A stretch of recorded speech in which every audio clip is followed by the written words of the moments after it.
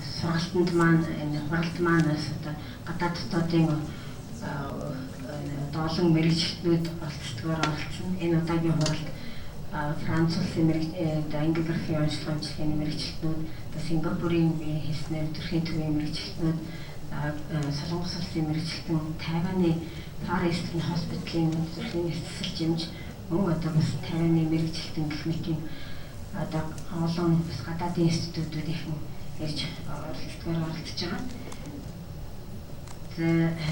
Конференцийн үеэр бол бид нар бас жилийнхээ конференц сургалтыг бас аль болох шинэлэг бас онцлог байлгах гэж бас хичээж ирдэг. Зүрхний төвийн хамт олон энэний төлөө бол их шаргуу хөдөлмөрдөж бас хичээж мэрийдэг та бүхнийг бас одоо сэтгэл ханамжтай байгаасаа гэж тэр л одоо журмаараа энэ удаа бас одоо хичээсэн.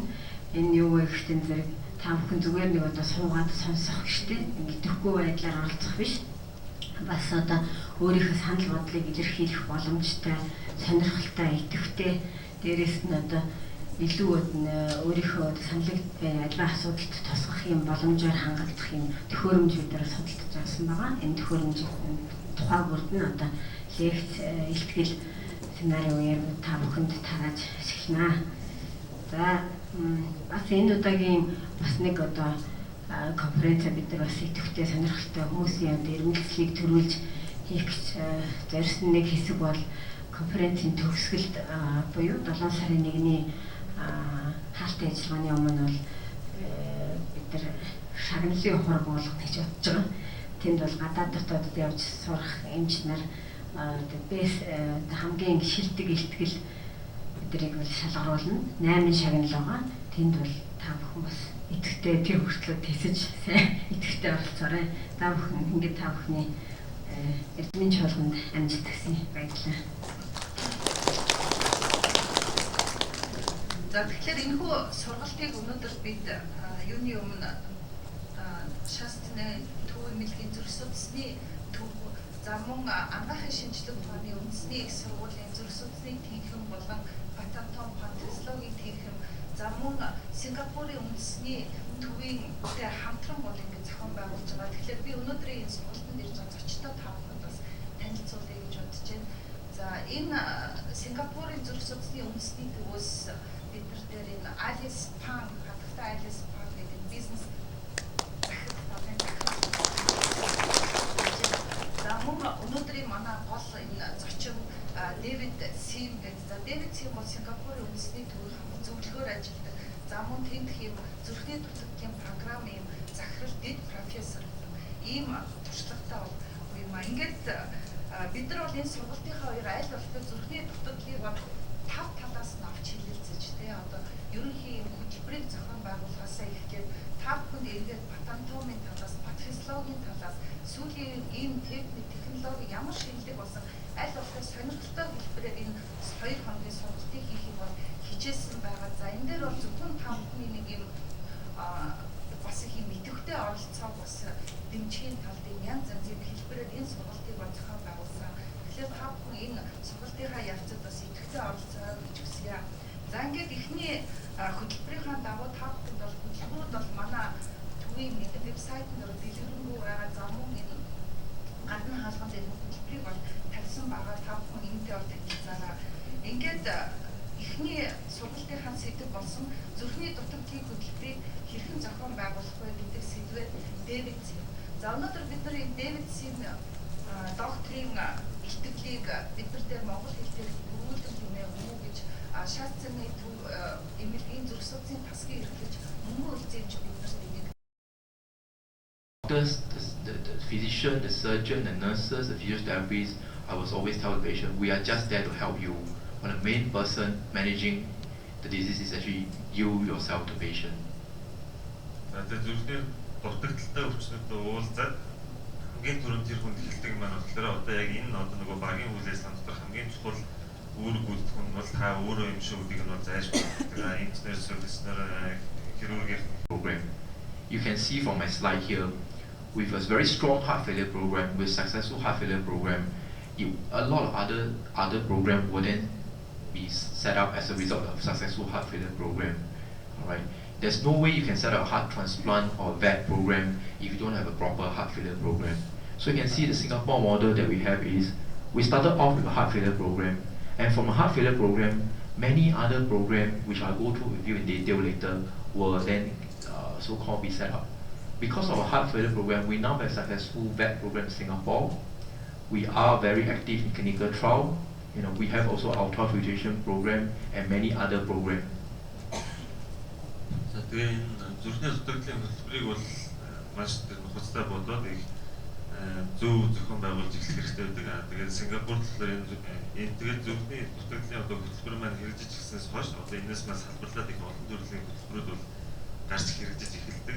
Сингапуроос одоо яг энэ зүрхний зүтгэлийн хөтөлбөрийг амжилттай хэрэгжүүлснээр эндээс бол одоо зүрхний трансплантац үе шилжүүлээс буулгах хөтөлбөр маань бол яг энэ хөтөлбөр дээр болгоорлаад ингээ амжилттай хөгжиж эхэлсэн байгаа. Тэгээд нөгөө эмнэлэг зүйн төлөвлөрийн судалгаанууд дээр их хийгдэж эхэлсэн хэвчлэгээр ингээ бусад юунууд бас эндээс салбарлаж гарч ирж байгаа.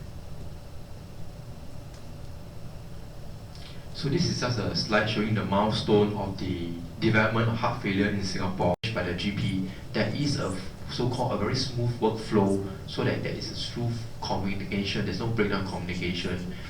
Энэ олон жилийн одоо туршлагаас харахад бол бид нэр бол яг зүрхний дутагдлын чиглэлд сургагдсан тусгай мэрэгдсэн солист нар бол хамгийн чухал үүргийг гүйцэтгэдэг тийм дүгнэлтэнд бол хүрсэн байгаа. Тэгэхээр яг эдгээр солист нар маань хийдэг бүх үйл ажиллагаануудыг бол жагсаал бичсэн маань бараг л бүх зүйлийг хийдэг. Эмчнэр болохоор ингээд хагалгаатай аюутай гэдэг өвчтөнтэйгээ яг ярилцаад хулаад ажиллах цаг байдаг. Бүх юмчс ерөөсөө энэ солист нар бүх зүйлийг хийдэг.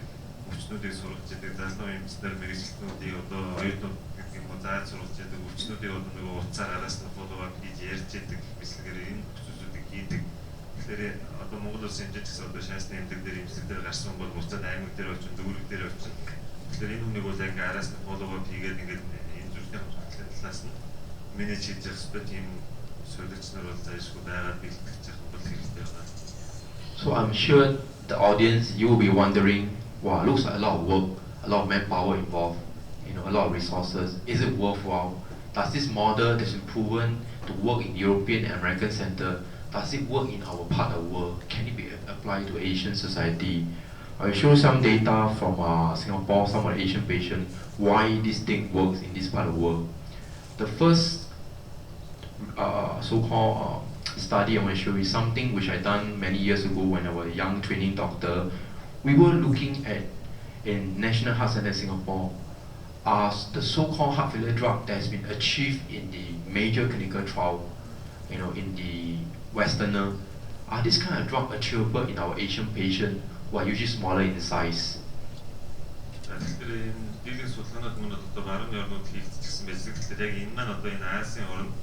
Тулбарлагдаад хийгдэх боломжтой юу гэж та бүхэн асууж магадгүй. Тэгээд дээрээс нь бас маш хэмжээний одоо хүний нөөц хэрэгтэй байна гэж бодож магадгүй. Тэгэхээр дараагийн судалгаанууд анхаарал хандуул яг. Тэгээд энэ маань болохоор одоо барууны орнд хийгдсэн одоо зүрхний дутагдлын тэр эмчилгээний гайдлайн дээр бичсэн тунгуудыг одоо энэ Азийн жижиг биетэй хүмүүстээр одоо хэрэгж болж гэнэ үү гэдгийг бол харсан судалгаа байна.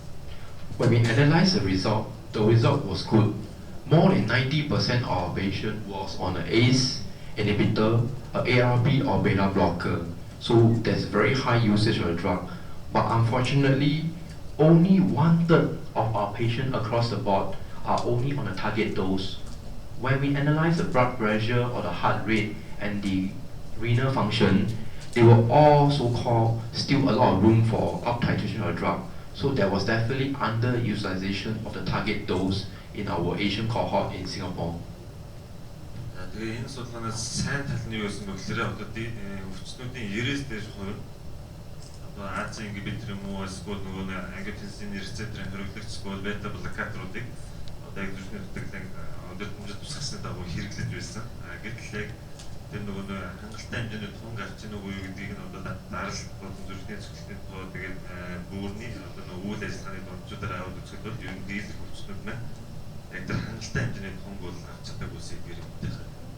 As a result of this study, we came up with a solution to try to optimize the condition of the so-called target dose of patient. Because in the Singapore setting,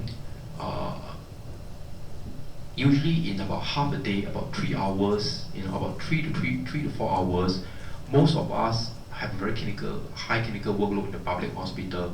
We will see anything from 30 to about sometimes even 40 patients, all right, within 3 to 4 hours. So because of that, one patient we can only afford 10-15 minutes each patient, so may not have enough time to go through a lot of stuff.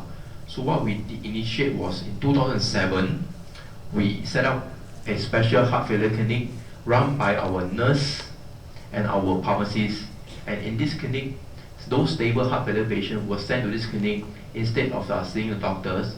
And because the nurse and the pharmacist, they are not that busy, they can spend more time with each patient, go through in detail with them all the heart failure drug at 3 monthly interval, and up titrate the drug. We give the nurse clinician and the pharmacist, these are all very senior people, the authority to up titrate the drug. Яг Сингапурын одоо энэ улсын эмнэлэг өдрөлтөөр ер нь бол эмчлийн ачаал маш өндөр өдөг. Тэгээд 3-4 цагийн дотор 30-аас 40 өвчтнийг бол үзэж байдаг өдөр болгон. Тэгэхээр бол яг эмчнэрт бол ингээ өвчтнүүдээ ингээ тулаад их удаан ингээ харьцаад юмын асуудаг тийм зав бол байдаггүй. Ер нь нэг өвчтнийг 5-10 минут бараг зарцуулж идэг. Тэгээд энэ тохиолдолд одоо 2007 онд бол энэ зүрхний дутагдлын эмнэлгийг бол байгуулсан байгаа. Тэгээд энэ дээр клиникийг байгуулсан. Энэ дээр бол тэгэхээр мэрэгсэн совилогч болон одоо яг энэ нөгөө эмнэлэг зүйн фармацист эмзүүч нар бол ажиллаж байгаа. Тэгээд эдгээр маань болохоор тухайн өвчтнүүдтэй удаан харьцдаг. 3 сарын интервалтайгаар тэр өвчтөнтэй ингээд харьцаад яг энэ нөгөө чухал 3 эмийнхаа одоо эмийн түнг нь бол ингээд нөгөө титрэлж өгч ирсэн. Тэгээд ийшээ болохоор илүү нөгөө доктортой зүрхний дутагдaltaй өвчтнүүдийг бол нөгөө эмч рүү биш одоо энэ клиник рүү явуулаад совилогч фармацистууд энэ хүмүүстэй харьцаж ирсэн. So this is what they do at the nurse-run clinic. Same like the doctors, they do physical examination, they assess the patient's symptom, they review all the lab results, they do a medication review, and then if appropriate, they will up titrate or down titrate the drug. And importantly, at the end of the session, they end by re-emphasizing on heart failure education and counseling for the patient, things like compliance with fluid restriction, abstain from alcohol, and we need to smoking cessation counseling as well. Энэ клиникт юу гэдэг вэ гэхээр одоо сүлжээснэр маань болохоор одоо өвчтнүүдийг бол үзэж байгаа, лабораторийн шинжилгээнүүдээр танилцж байгаа. Тэр бол үнэлгээ эмнүүдийн талаар одоо бас танилцж эргэж харна. Тэгээд шаардлагатай тохиолдолд одоо эмийн тунд бол хэмжээний өөрчлөлтүүд бол оруулж өгч байгаа. Тэгээд хамгийн чухал маань болохоор тухайн өвчтөндөө одоо сургалт зөвлөгөөнүүдийг бол өгч идэг. Тэгээд энэ зөвлөгөөнд болохоор нөгөө дарсаа яаж хэрэглэх үү, шингэнээ яаж багасгах уу, дээрээс нь бол яг тамхинаас гарах гэдэг нөгөө бүтлгүүрүүдийн доктор даатгарын үйлчилж байна. Another reason why heart failure program work in this part of the world is we did a study as well that was also presented a couple years ago in Korea.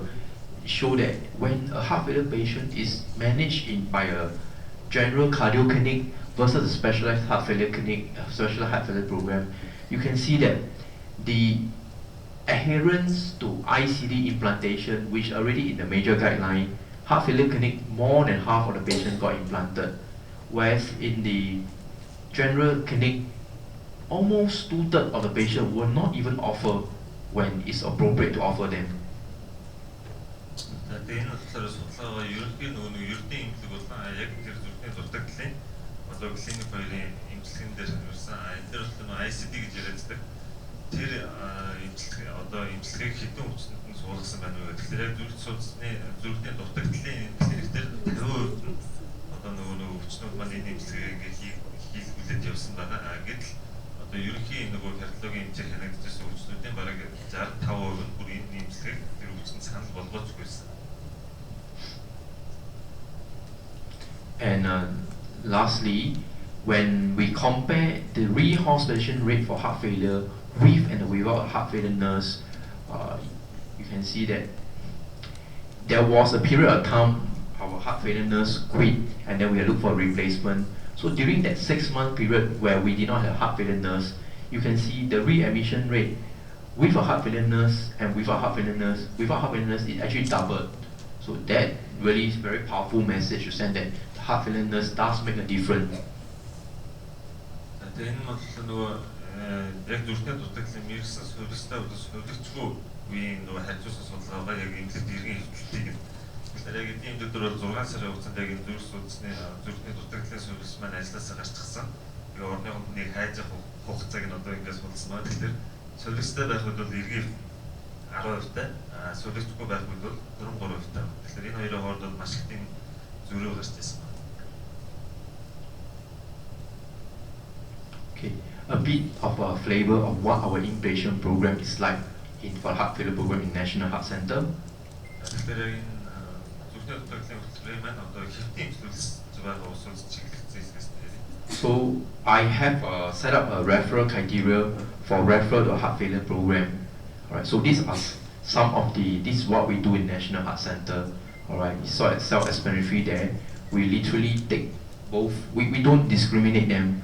Whether it's systolic or diastolic heart failure, we take both for a patient. Even patients who have no symptom, absolute well, but just documented poor ejection fraction, especially younger patients, we take them as well. Because we think this group must be managed properly. If not, they may progress to advanced heart failure. Alright, and obviously they must have a good psychosocial background. I mean, we will not take somebody who has issue with some psychiatric patient who has issue with compliance, follow-up, you see, and most importantly, patient must be willing to take part in the program. Тэгэхээр яг энэ түнгийн эмнэлэг дээр бол одоо өвчтөдөг бол их тэгж ялгуулж үздэггүй. EF нь буурсан, буураагүй, зарим тохиолдолд бүр өөргөө байгаа өвчтнүүдийг ч авдаг. Ялангуяа болохоор тэр нөгөө EF нь буурч гэсэн залуу өвчтнүүдийг бол нэлээд авах сонирхолтой байдаг. Учир нь эднүүсийг бол маш сайн эмчилж одоо зөв авч явах хэрэгтэй байгаа. Яагаад гэвэл эдгээр маань одоо буруу эмчлэх юм бол цаашаа ингээд нөгөө улам өндөр хавьяалтай учраас залуу үед нь зөвөргөө үед нь бол авч эмчлэх тэр юу бол тавьж байгаа. Дээрээс нь болохоор яг энэ нөгөө сэтгцийн бас хэрүү гэдэг юм нэлээд ажилладаг. Одоо сэтгцийн өвчтөж гэх юм уу тэгээд тэр нөгөө эмийнхаа үйлчлэгийг яг ингээд бүрэн хянах чадваргүй энэ усуудыг бол бас авдаг байгаа нэг талаас. Тэгээд нөгөө талаас нь болохоор тэгээд нөгөө талаас одоо нөгөө өвчтөн маань одоо энэ хөтөлбөрт бол хамрагдах одоо тийм зөвшөөрсөн байх хэрэгтэй. And when you have inclusion criteria, obviously you have exclusion criteria as well. So exclusion criteria will be mainly patient with other comorbidity like a previous stroke, or any other form of disease that will prevent them to have so-called good quality of life. Example, somebody with a previous stroke with some bedbound, right? Or patient like what I say, psychiatric or cognitive disorder. Patient who continue to abuse alcohol, who refuse to stop. So these are some of the reason why we do not group them, we do not take them to heart failure program, because they realize that the number of heart failure patients is just too many. You have to conserve your resources and leave it, use it on the one which thing is going to benefit the most. Because if somebody who has advanced cancer, for example, who has a limited lifespan of 6 months to a year, this group probably better served by the general cardiologist, right? Тэгээд хөтөлбөрт нөгөө оруулахгүй байх критериуд гэж ярьж байна. Энэ дээр болохоор одоо ямар нэгэн хавсарсан өвчтөд хүнд өвчтөд жишээлбэл одоо нөгөө строк, инсульт өгч гэсэн хэвтрийн зүйл хүмүүс бол одоо нөгөө дүсгэлийн шатны хавдартай зүйл юм ийм өвчтөдөг бол бид нар энэ хөтөлбөрт оруулахгүйгээр ерөнхий кардиологийн хяналтанд бол явуулдаг. Яг тэгэхээр одоо энэ дээрээс хавьцдаг бол одоо энэ хөтөлбөрөөс одоо илүү ач холбогдол авах тэр өвчнүүд бол зориултыг хичээж байгаа. Зөвхөн маань бол маш их байдаг учраас тиймэрхүү арга замыг бол баримталж байгаа. Тэгээд дээрэс нь одоо нөгөө арх хэвтрүүлэн хэрэгсээр байгаа ч гэдэг юм уу имээ ингээд нөгөө яг зааврын дагуу уухгүй тиймэрхүү өвчнүүд бол их хамруулахыг боддоггүй гэж. I mean, in the ideal world, everybody want to treat all the heart failure patients. But my advice is, you need, if you set a heart failure program, to have specific inclusion exclusion criteria. If not, the mistake that I've seen some of my colleagues in other hospitals in Singapore they make is they don't have specific inclusion exclusion criteria. They just take every single heart failure patient. Then end up what they have is not a group of heart failure patients. What they could have is a group of geriatric patients with a lot of other comorbidity. The heart failure is the least of their problem. Тэгээд яг энэ зүрхний дутагдлын хөтөлбөрийг хийхдээ бол яг энэ нөгөө ямар өвчнийг авах вэ, ямар өвчнийг авахгүй гэдэг тэр критериудыг бол маш сайн гаргаж ирэх хэрэгтэй байдаг. Сингапурт бусад эмнэлгүүд маань бол яг хөтөлбөрийг хэрэгжүүлсэн яг энэ критерийг гаргалгүйгээр хэрэгжүүлж гэсэн. Тэгэхэд бол эцэст нь яг үгээр ерөөсөө ингээд маш олон хэмжээний өндөр настай хавсартай өвчтнүүд эмнэлгээр нь дүүрчихсэн. Тэгээ ер нь баг зүрхний дутагдал маань болохоор үндсэн нөгөө нэг одоо асуудал нь биш болчихсон явж байна. I mean, even with this kind of strict criteria, I now currently have more than 1,000 heart failure patients seeing me in outpatient clinic. So can you imagine if you don't strict, you don't set any guideline, any criteria, you will just be swamped with patients. Тэгэхээр ийм их нарийн критерий гаргацсан юм аа. Одоо би гэж жишээлх юм бол одоо амталтаар ороод бараг 1000-аад өвчтөг хянждаг. Тэгэхээр ингэж их критерий гаргахад ийм өвчтөд байгаа чинь ийм критерий бол ямар байхыг бол та ойлгох. So what we came up with, every morning before I start my inpatient ward round, the heart failure nurse will then go through, because our Singapore, we have a system whereby every single patient admitted the night before to our hospital will be captured in our data, in our computer system. So they will go through a computer system and they can find out which are the heart failure patients admitted. And you can see the nurses will then go through, screen through all the patients, and then they will screen whether this patient, is there any reason for them to join a heart failure program? Can they be recruited in any heart failure trial? Or are they suitable for ultrafiltration? If not, what are the reasons why not? So we capture all these, and then so that when I come for a round round, or any heart failure consultant come for a round round, the nurses will then bring the consultant to see all these patients. Тэгэхээр энэ нь одоо зүрхний дутагдaltaй ямар нэгэн хэвтлэхэд одоо зөвлөлч нь бол өглөө болгон энэ нөгөө зүрхний дутагдлын анкетыг бол бүгэлжсэн байж байгаа. Тэгэхээр энэ юм ажил дээр очиод өглөө өвчнүүдийг тойроход одоо сөргөснөр энийг танилцуулдаг. Энэ дээр үгтэй одоо энэ өвчтөн маань зүрхний дутагдлын хөтөлбөрт хамрагдах тийм нөгөө критериэд багтсан хүн байна уу, багтаагүй хүн байна уу? Багтаагүй хүн бол яагаад тэр орох боломжгүй ультрафилтрат эмчилгээнд бид нар орох шаардлагатай мөн мэтлэгээрээ солиуснор маань бол тэр нөгөө хөвцөн өвчнүүдийн бүгдийн энэ нөгөө орцсон бүгэлждэг юм. Тэгээд энэ хэмжээг ингээд хойрол явахад одоо танилцуулаад энэ хүний хөтөлбөрт хамруулахгүй мэтлэгээрээ шийдвэртэй гаргадаг. And if a patient is recruited in the heart failure program, he or she will definitely get a half an hour education by the heart failure nurse during the inpatient stay. It's compulsory. They need to get a half an hour education before they go home. So these are some of the things that we record, or some of the things that the nurses will go through patient. We will collect some demographic. If they are smoker, they will go on to have a program. We try to convince them to stop smoking. Then the nurses will then go through with them the dietary habits, the salt intake, the fluid intake, and also what is the exercise habit and the medical so-called how compliant are they to medicine. So all these things will be so-called we go through patient they deal in half an hour session. Орсон өвчнөд бол зайлшгүй доор 30 минут яг энэ нөгөө нэг зөвлөгөө сургалтыг бол авсан байх хэрэгтэй байдаг. Тэгээд энийг бол энэ дээр тэмдэглээ явуулдаг. Жишээлх юм бол одоо тухайн өвчтөн маань тамхи татдаг юм бол одоо тамхинаас гарах тэр хөтөлбөрт хамруулах оролдох энэ хоолтой яадгийн давсаа яах ёстой, шингэнэ яах ёстой гэх мэтлэгээр энэ бүх тал дээр нь одоо тухайн хүнд бол зайлшгүй сургалтыг бол өгдөг. This is a form to show you an example of what we go through with patient. For those smokers, you will go through with them in detail as well. Another 30 minutes to try to convince them to stop smoking. Тэгээд тамхи татдаг өвчин байх юм бол дахиад 30 минут зэрэгцүүлээд бохоо өвчнийг одоо тамхинаас гарах тэр зөвлөгөө бол өгөөд тамхинаас гарах орлогыг бол хийдэг байна. So as you can see, you need to have a heart failure nurses. It's impossible for us to sit down as a doctor to spend half an hour with a patient with all this stuff. Тэгэхээр та бүхэн яагаад нөгөө сүлэгч зайлшгүй хэрэгтэй бол энэ дээрс ойлгож байгаа бол бид нэр өвчтөйг ингээ барыг 30 минутаар нь зарцуулаад ингээд ярилцаа суулгах тийм зам бол байдаггүй. And when we educate the patient, we give them patient handout as well. Both we have English version and a Mandarin version in Singapore. As you know, our majority of population, 70% is Chinese. So when we give the education, all this so-called material, reading material will be given to the patient and the caregiver, so that when they go home, they can revise and then refresh again.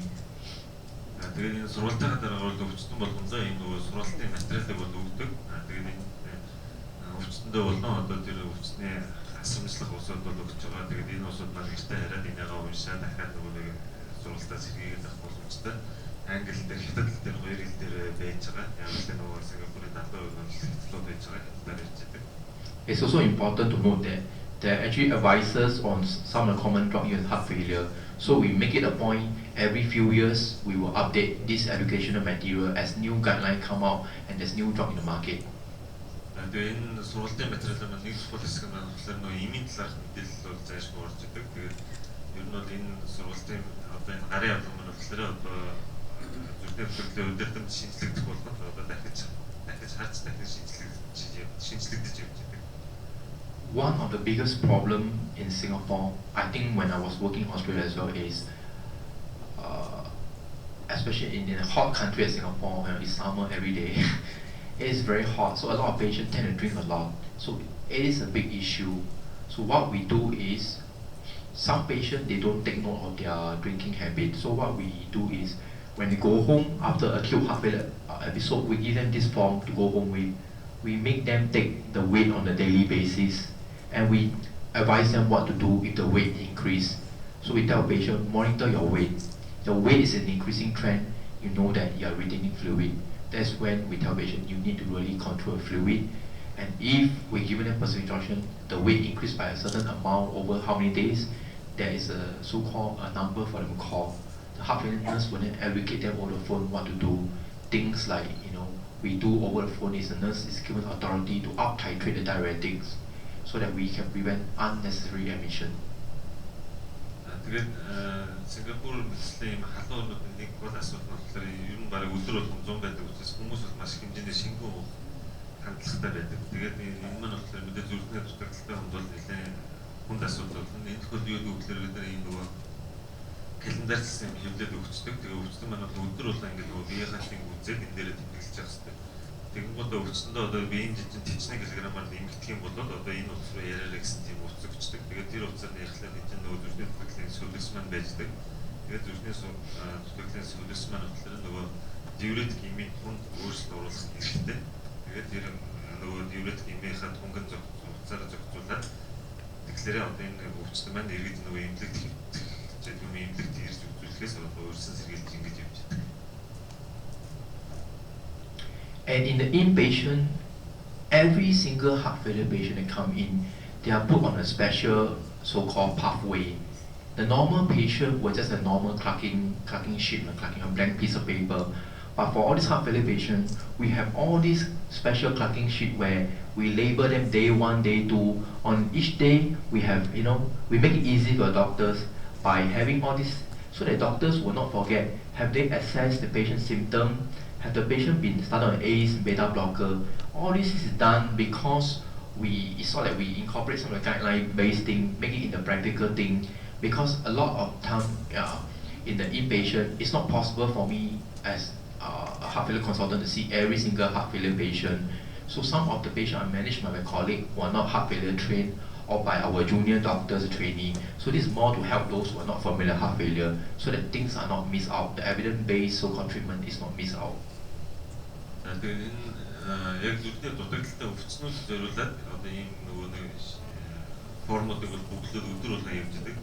Нэг өдөр, хоёр өдөр гэхмэслэнгээр өдөр болгон энэ дээр бол ажиллаж байгаа. Ердийн өвчнүүдээр бол зүгээр ийм нөгөө нэг А4-ийн хост цаас дээр бол юмнуудаа бичиж явждаг. Яг зүрхний дутагдaltaй өвчнүүдээр бол энийг бүглэн энэ дээр бол өдөр болгон яг юу үзэх хэрэгтэй бэ гэдгийг бол яг чеклистлээр бэлтжчихсэн.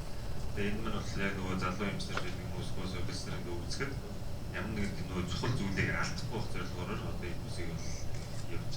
And at the end of the admission for the patient, before they go home, our junior doctors who do the discharge have to fill up this form.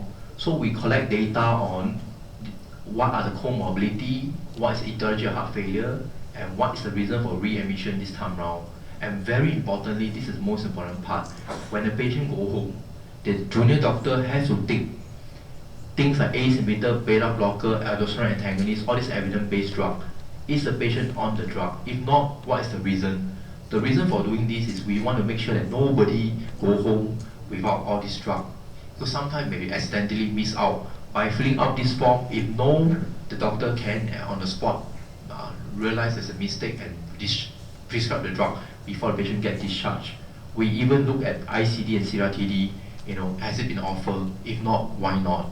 So all this is to make sure that we try to ensure that every single heart failure patient is given a equal opportunity is given evidence-based the best treatment. Тэгээ өвчнийг эмнэлгээс гарах болохоор энэ нөгөө эмнэлгээс гарах үеийн картыг бол бүгэлж байгаа залуу хүмүүс байна. Тэгээд энэ дээр юу гэдэг вэ гэхээр одоо ямар хавсарсан өвчин байгаа юм. Тэгээд энэ зүрхний бүтэлийн шалтгаан нь юу вэ? Энэ одоо эмнэлэгт эргэж хэвчсэн одоо нөгөө нэг шалтгаан юу вэ?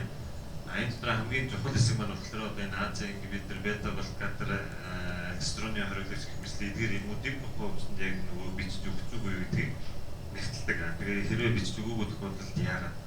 Тэгэхээр энэ тохиолдолд болохоор яг нөгөө өдөртөн дээр заагдсан яг чухал эмчилгээнүүдийг бол хүн болгонд одоо хүн болгонд өгөх төр зорилгыг хадгалж яддаг учраас энийг бол заашгүй өглөөж явдаг. Ямар нэгэн байдлаар мартчихсан байж байгаа өгөөгүй тохиолдолд одоо энэ үед болохоор нэмж өгөх тийм санаачлалтай байгаа. Энэ дээр маань болохоор нөгөө ICD, CRT гэмшлэгээрээр тэр эмчилгээнүүдийг бол энэ нэмлэг дээр бол яг ингээд тусгаж оруулсан байдаг.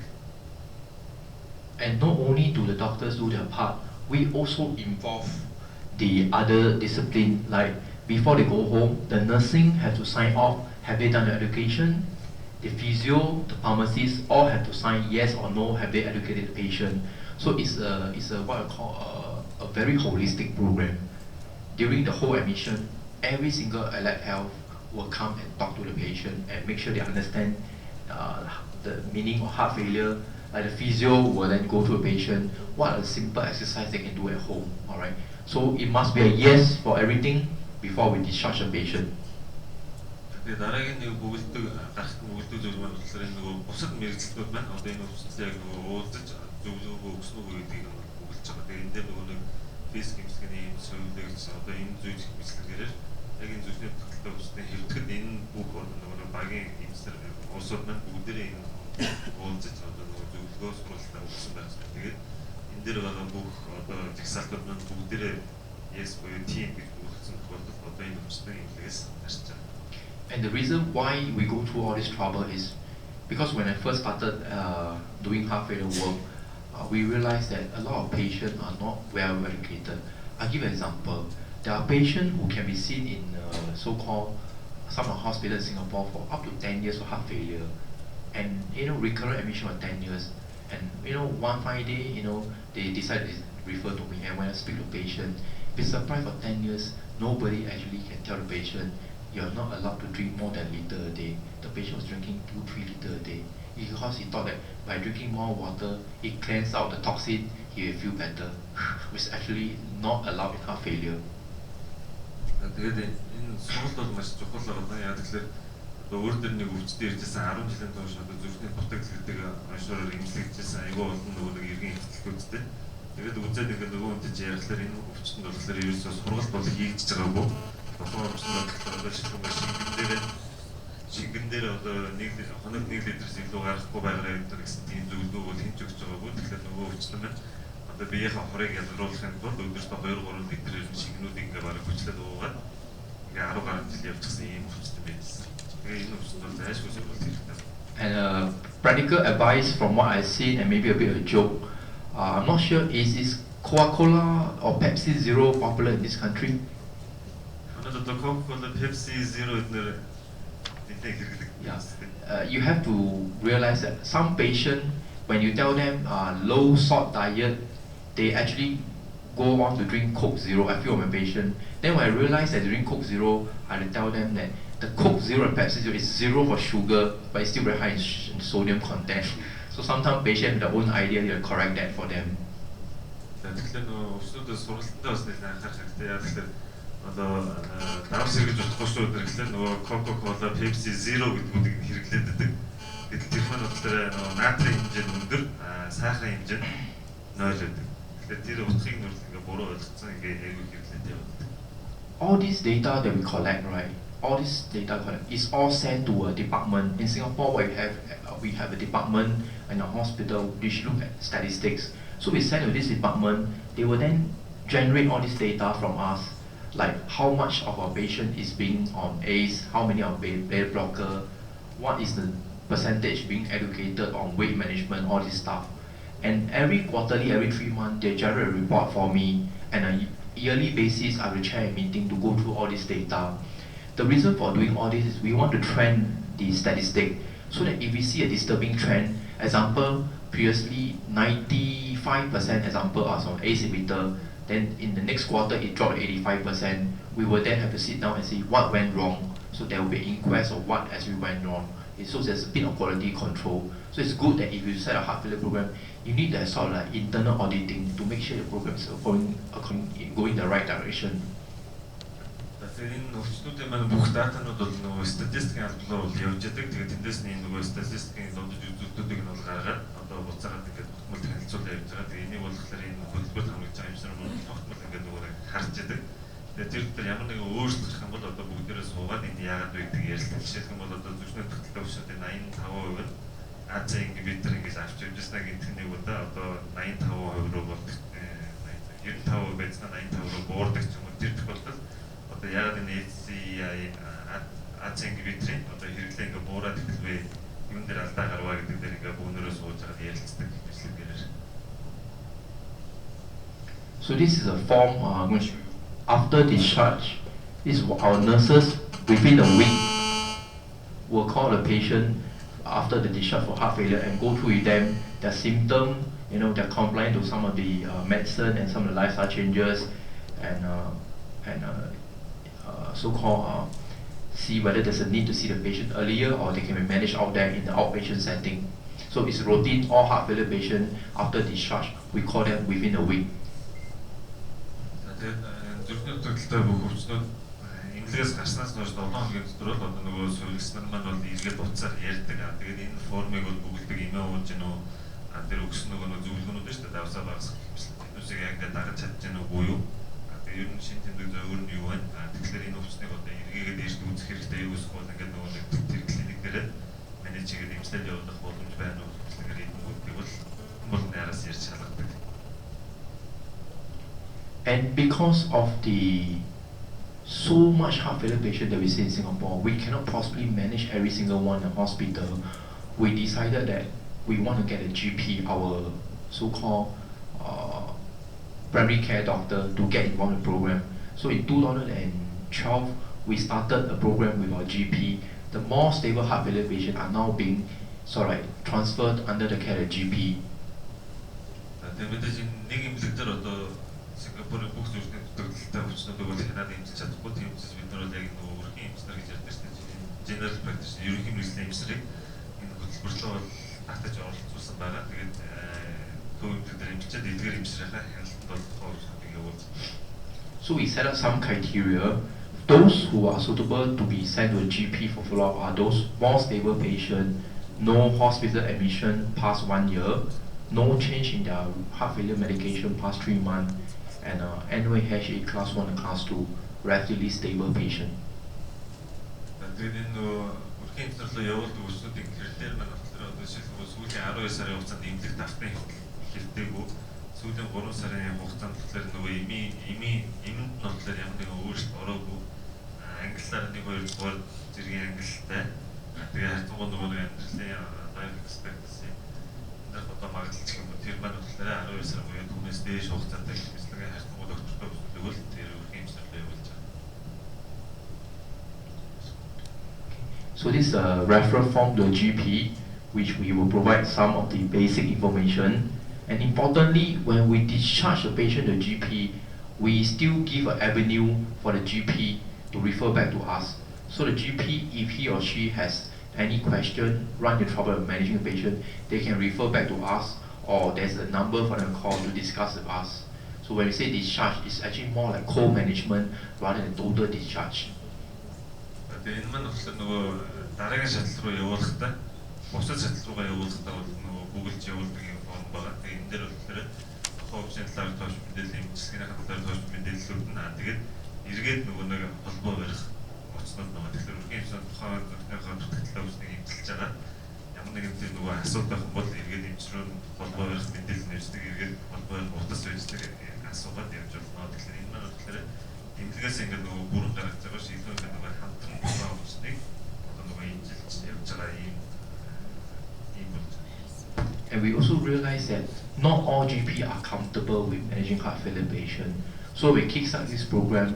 We actually hold training session conducted by myself for the GP to update them on what's the latest in heart failure management so that they're more familiar. And after starting the program, we have actually a office that track the patient, get feedback from the patient. Those GP are doing well will continue the program. There are certain few GP who are not so comfortable with heart failure patient, and if we find that they are so-called, they're not performing up to par with the mentioned heart failure patient, they'll be taken off the list and we will not refer any more patient to them. Тэгээд ерөнхийдөө өвчтнүүд маань бол одоо нөгөө өрхийн эмчнэрийн бол багтдаг нөгөө хянждаг нэгнээс тэгээд ерөнхийдөө төвийн амьдгаас бол яг энэ хөтөлбөртөд хамруулж байгаа эмчнэрийг бол бүгдээр зориулаад яг энэ өөрийн биеэр одоо нөгөө сургалт явуулдаг яг яаж зөвшөөрөх төлөвлөлт авснуудыг хэлдэг гэдэг. Тэгчгээд хэрвээ ингээд тухайн эмч маань ингээд хангалттай сайн ингээд нөгөө хамтарч ажиллаад өвчтнүүдийг ингээд хянаад явуулах юм бол энэ хүмүүстэй хамтраад ажилладаг. Зарим цөөн нэг эмчнэр маань болохоор үнэхээр энэ чаддаггүй тэр усууд нь нөгөө нэг листнээс хасаад эдгээр өвчнүүд эдгээр эмчнэр рүү буцааж нэг энэ өвчтөн рефер хийж явуулахыг бол зогсоод байна. And from the heart failure program, I would say once you have a very successful heart program, then you have a ready pool of patient, you can move on to do other more advanced stuff. So as a result of our heart failure program, sort of spin-off, we have now quite a successful, fairly successful LVAD program. Тэгээд энэ нөгөө зүрхний хөтөлбөрийн хөтөлбөрүүдээс ингээд ургаад нөгөө бусад төрөл хөтөлбөрүүд гарч ирдэг гэж ярьсан байна. Тэгэхээр энэ дээрээс болохоор одоо жишээлх юм бол LVAD is a sort of artificial heart pump. Тэгээд энэ дээрээс болохоор нөгөө зүрхний нэг зүйл монголоор хиймлэр нөгөө цусыг нэргэлдүүлэх тэр нөгөө хөтөлбөр бол гарч ирсэн байна. I will go into detail what this device is about because I have a talk on this tomorrow. And also I'll go through in detail tomorrow on our aquapheresis therapy. Essentially, when we had a heart failure program, we realized that some patients are not responding to our diuretic. So we have a sort of aquapheresis program also for those with very bad so-called fluid load.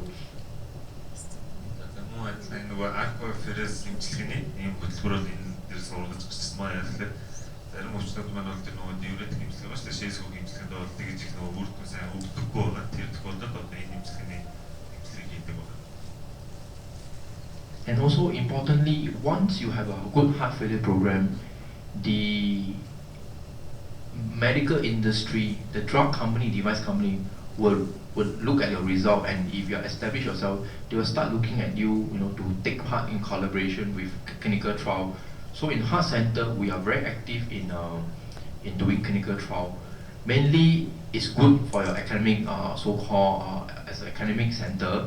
Secondly, by taking part in clinical trial, you actually offer some patient with heart failure free drug, and also some patient which the standard medication doesn't work for them. It's like a so-called hospice so-called therapy for some of them. So I'm just listing some of the clinical trials that we're doing, you see, with most of the big drug company. Хөтөлбөрийг маш амттай хэрэгжүүлээд эхлэхээр одоо танад өдөр бол маш хэмжээний тэр нөгөө өвчтнүүдийн дата баз цуглаж эхэлдэг, статистикийн мэдээллүүд гарч эхэлдэг. Энэ тохиолдолд нөгөө бусад эмийн болон нөгөө тоног хөрөмжийн компаниуд бол одоо энэ байгууллагатай нэлээд хамтарч ажиллаж эхэлдэг, хамтарсан судалгаанууд хийгдэж эхэлдэг. Тэгээ энэ гол ашиг бүлэгт нэг нь гэхээр одоо танай байгууллагууд одоо нэр төрийн одоо нөгөө их том судалгаануудыг эдгээр гаргах дээр давуу талтай. Дээрээс нь одоо зарим өвчтнүүд одоо энэ нөгөө судалгаанд хамрагдах замаар одоо үнгүй имчилгээ, үнгүй юм тэр нөгөө девайсуудыг эдгээр авч имчилдэг тэр боломжууд бас бүрдэж байдаг. This is something which I'm now working on trying to bring to Singapore. Essentially, it's a sensor which you put into the pulmonary artery. Just by doing right heart style, you put in pulmonary artery, and this sensor will record the wedge pressure and the PA pressure, wireless transmission, so that the doctor or the nurses can review it online. So what we're trying to do is it's a bit like telemonitoring. If you see a trend, upward trend of the wedge and PA pressure, you can actually intervene by calling the patient and asking him or her to titrate medicine. So it's a way of trying to prevent readmission. In the Champions trial, which uses this thing, this device, it reduces readmission by 37%. Just got FDA approval, and we're trying to bring it into Singapore. Одоо энэ төхөөрөмжөөр болохоор яг одоо сүүлийн үед ажиллаж байгаа. Тэгээд Сингапурын нөгөө эмзэн практикийн нэвтрүүлэх зорилгыг тавьад яг одоо ажиллаж байгаа юм байна. Энэ электродыг болохоор нөгөө өвчтнийхөө уушны арт дээрт нь бол байрлуулж байгаа. Тэгээд одоо уушны арт дээр бол нөгөө капиллярын даралт нарыг онлайнаар шууд нөгөө имплэг дээр харж үнэлэх бололцоотой. Тэгээд нөгөө өвчтөндөө ингээд нөгөө алсан занаас одоо хяналт тавиад явуулах бололцоотой. Тэгээд энийг болохоор хэрэгжүүлж гэсэн байгаа газруудад одоо имплэг шаардлагагүй эргээ эвтлэг бол 37% хүртэл бол бууруулсан байна. Тэгээд энэ нөгөө Америк FDA гэж ярьдаг чинь тэр болохоор сайхан ингээд нөгөө хэрэглэхийн зөвшөөрч гисэн. Тэгээд одоо энийг бол Сингапурт нэвтрүүлэх тэр зорилгыг ажиллаж байгаа. So I just end off here my talk by showing pictures of our transplant, LVAD, heart failure patient. So in all these photos, there's a lot of them, there are patients which fortunately with appropriate therapy, they are still alive today. So yeah, with that I end my talk and I'm open to question. Тэгээд тэр нөгөө хөтөлбөрт хамрагдсан өвчтнүүд байгаа. Тэгээд өнөөдрийг хүртэл маш олон өвчтнүүд энэ хөтөлбөрт хамрагдаад их олон жилийн хугацаанд одоо нөгөө насанд нь урцаж одоо хүртэл амьд байгаа. Тэгээд та бүхэн санал асуулт байвал хариулъя.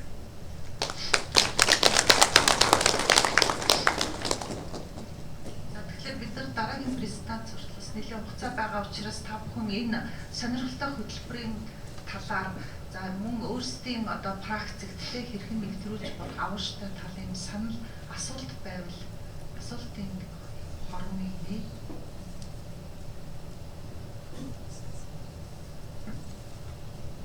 За тэгэхээр энэ сургалтын 2 өдрийн турш бол доктор Дэвид Сим бол бид нартай бол хамт байна. Тэгэхээр та нар одоо бас яагаагүй ч гэсэн асуултуудаас дороо бичиж аваад сургалтын явцад юм уу завсарлага энэ хүнтэй бас зөвлөлттэй асууж болно зүгээр. Саяыг сонсож байхад бол бид нар бас энэ зүрхний дутаг гэдэг менежментийг яаж хийх талаар бол маш их юм сонирхолтой бас их бодолтой юм санаанууд бол бид нар олж авлаа гэж бол бодож байна.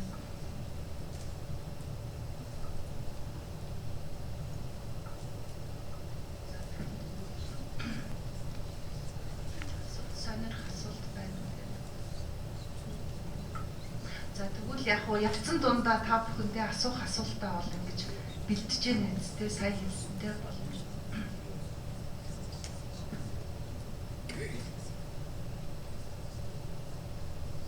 Maybe no question, I'll ask question. Can I check, in Mongolia, is there any doctor who specializes in heart failure, basically in heart failure?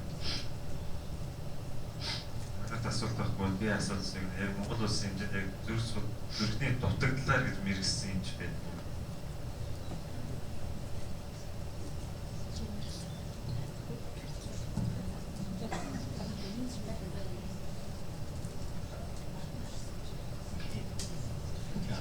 My maybe a bit of practical advice. My so far experience with heart failure is I find that if you are serious in setting up a heart failure service in Mongolia, heart failure program in Mongolia, you need to find somebody who specializes in heart failure and nothing else. The model that some other ASEAN country or some Asian country has taken is they have they have doctors who do a bit of heart failure, but a bit intervention, a bit echo as well. That model usually don't do well because heart failure is so much work. So we have seen from some other country like Malaysia, example, that model doesn't work because the heart failure program will never take off because it's always with intervention work or echo work. Because if you look at it, why not? Intervention pay better. Heart failure doesn't pay that well. So in order for you to have a dedicated to heart failure program to work, you need a dedicated person who just do 100% heart failure and nothing else. So this is a model which I think a lot of European, American, and Australian center which I'm trained in. So in Singapore, we also heart failure equal to you just do heart failure, and you believe me, you do heart failure, you not be out of job for the next 30, 40 years. This is too many things, too many patients, you see. So I think that should be the model that you should be doing. Alright? Because I think some other country they tried to mix heart failure with something else, and it ended up the doctors just too busy, too divided, cannot have time for heart failure. You can see there's a lot of work to do. You need to manage a lot of stuff, coordinate a lot of stuff. But the problem is, I find with a lot of Asian countries, in Singapore, unfortunate, the ministry give us a full pay, for doing heart failure. But I think the problem is some countries like Malaysia and maybe Indonesia, the problem is by doing heart failure, they are penalized, they don't get paid as well as their intervention colleague. So the ministry or the hospital will have to do something to compensate the pay. Тэгэхээр яг Монгол улсад одоо шилхэн зүрхний дутагдлын хөтөлбөрийг хэрэгжүүлэхээр одоо үнээр төлөж байгаа бол яг энэ зүрхний дутагдлаар одоо мэргэжсэн тийм хүнийг бол бэлтгэх шаардлагатай. Гэх юм бол илүү үр дүнтэй байж байгаа. Өөр янз бүрийн бүр яг л зүрхний дутагдлаараа мэргэжсэн байх хэрэгтэй байна. Тэгэхээр зарим орнууд жишээлбэл бол Малайз гэх юм тэр орнууд яг болохоор одоо зүрхний дутагдал баг зэрэг гэдэг инвазивны процедурууд хийдэг, яхаа хийдэг энэ холимог байдлаар хийгээд байгаа. Тэгэхээр энэ тохиолдолд ерөнхийдөө нийлэгтэй нөгөө хөтөлбөр маань ажилдаа хэрэгжиж чадахгүй яа. Тэгэхээр энэ чинь одоо хитрхи улаан эмхийг шаардлагатай болоод яг нөгөө зүрхнийхээ дутагдал руу анхаарлаа хандуулах тэр нөгөө цаг нь их багасаад ирдэг. Сингапурын хөтөлбөрөөр ерөөд нь яамнаас нь бол энэ зүрхний дутагдлын хөтөлбөрийг хэрэгжүүлж байгаа. Зүрхний дутагдлаар нарийнсан мэргэжилтнүүд бол яг нөгөө бүрийн хэмжээний цалин өгөөд нэлээд хангалттай салхижуулаад явждаг. Малайз нар болохоор тэгдэггүй. Тэгэхээр яг зүрхний дутагдлаар мэргэжсэн улсууд маань болохоор нөгөө хажуугийнхаа инвестиц хийж байгаа улсуудаас хамаагүй бага салхижаар ирж байгаа тиймэрхүү байдаг учраас нөгөө эвсрэн зайлшгүй нөгөө хавцарч юмнууд хийж одоо нөгөө орлогод ижлэх юм үйл ажиллагаанууд хийгддэг. Тэр тохиолдолд нөгөө хөтөлбөр маань бол амжилттай явагдаж чаддаггүй. Нөгөө улсууд маань нөгөө мөнгө их болох юм руугаа ч гэх юм тэр лугаа илүү анхаарлаа хандуулаад яг энэ зүрхнийхээ дутагдал дээр анхаарлаа хандуулж чаддаггүй байна. Тэгэхээр Монголын хэмжээнд амжилттай хэрэгжүүлээ гэж бодож байгаа бол одоо яг зүрхний дутагдлаар гэж мэргэжсэн одоо тийм хүмүүсүүдийг бол бэлтгэх хэрэгтэй гэж байна.